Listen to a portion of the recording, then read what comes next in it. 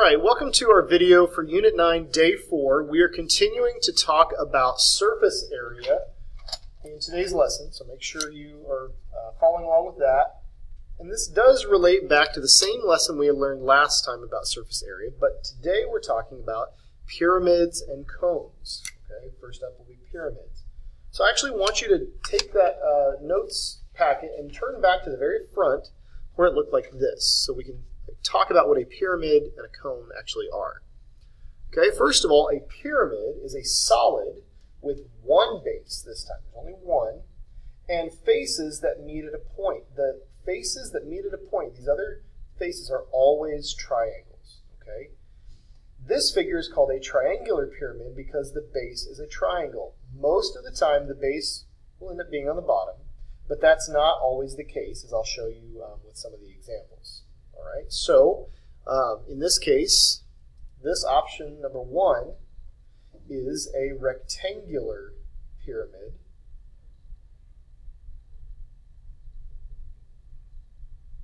Sorry, PY. Okay, PYRAMID. Okay, pyramid. Okay, and the other option for today's lesson is a cone. And a cone is basically a pyramid where the base is a circle. All right? And so number 2 is called a cone. Okay, number 4 would be a pyramid where the base is a hexagon, so we call it a hexagonal or hexagonal pyramid.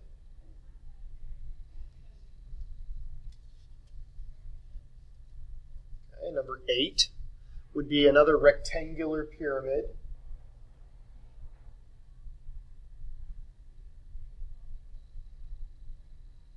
Okay, but in this case, all 4 sides of that base are actually congruent, so we could call it a square pyramid.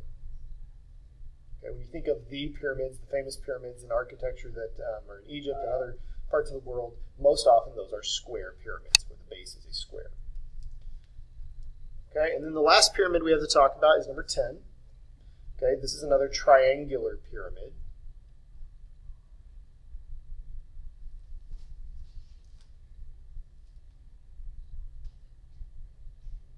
Okay, and then the bases would be these following shapes. Okay, in this case, any one of the triangles could be the base, but most of the time we're going to call the bottom triangle the base. Okay. In this case, the base has to be the square because it's the only side that's not a triangle. In this case, it has to be the hexagon for the same reason. It's the only side that is not a triangle. Okay, in the cone, the base is always the circle. And this rectangular pyramid makes this rectangle the base. All right, now we are ready to go ahead and take a look at the rest of our notes. Now, I'm going to remind you that surface area really just means the total area of all surfaces. Okay, so surface area equals total area of all surfaces. And so when we talk about finding a total, we're really just adding together all the individual areas. Okay, so in this case, we actually have the base, which is a rectangle. In this case, it's actually a square. Okay, so our surface area equals the area of a square plus these triangles that make up the other sides. And what you'll notice is all 4 of these triangles, the front, the right, what would be on the back, and the one on the left, are congruent triangles. Okay, so we're going to do 4 times the area of those triangles. And so we don't have to really remember all these special formulas for surface area. You can just add the areas of all the individual pieces, much like composite figures. And this will look a lot like that lesson from day 2.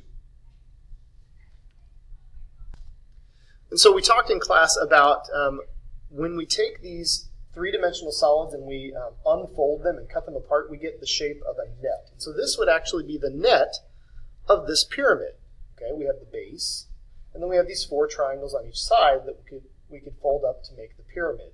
And so if I think of it this way, you can easily see where my total area is just the area of the square plus the 4 areas of the triangles. And so we just have to remember the area formula for a square is side squared, or for a rectangle is just length times width. And the area of a triangle is base edge of the triangle times height of the triangle divided by 2. Okay, so you're going to want to remember those.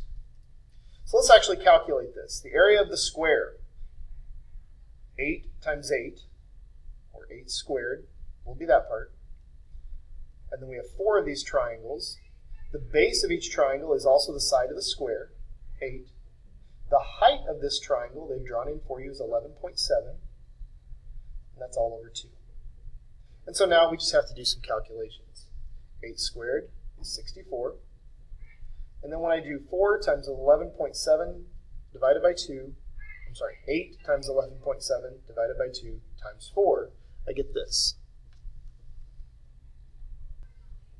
187.2. So then I need to add those together.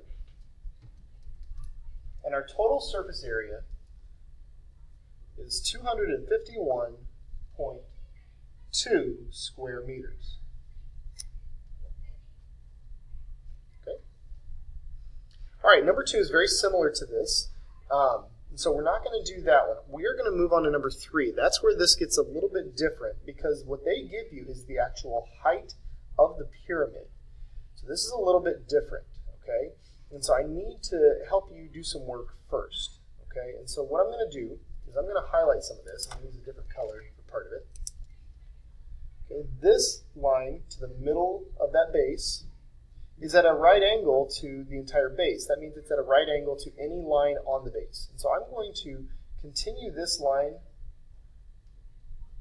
and make another segment from the center out to the side. Then I'm going to do this, connect those.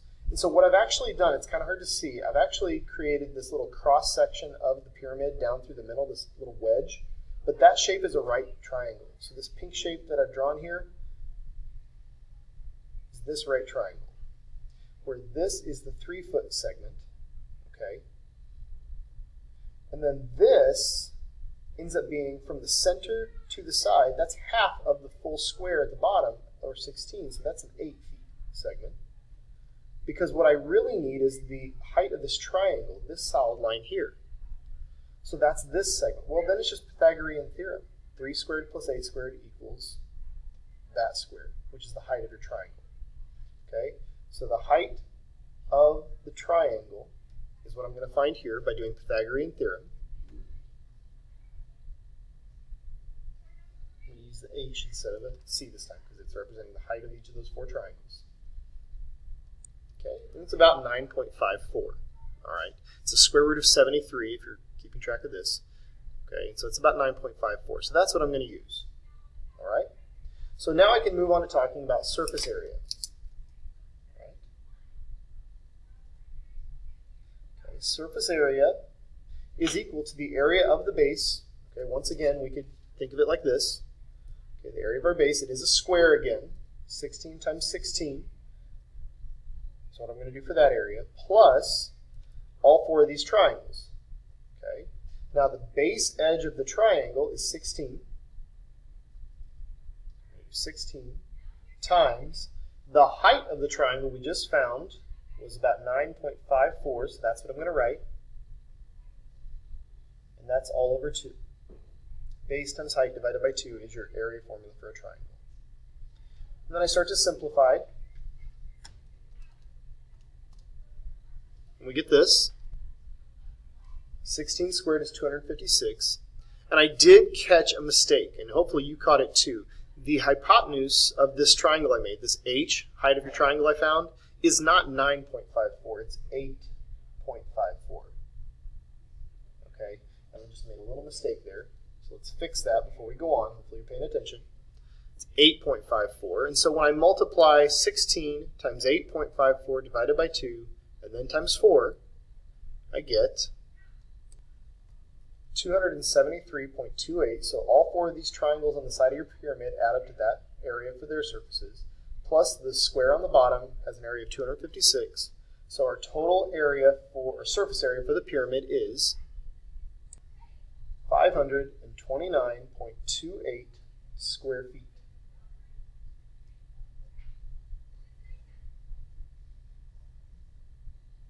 Okay?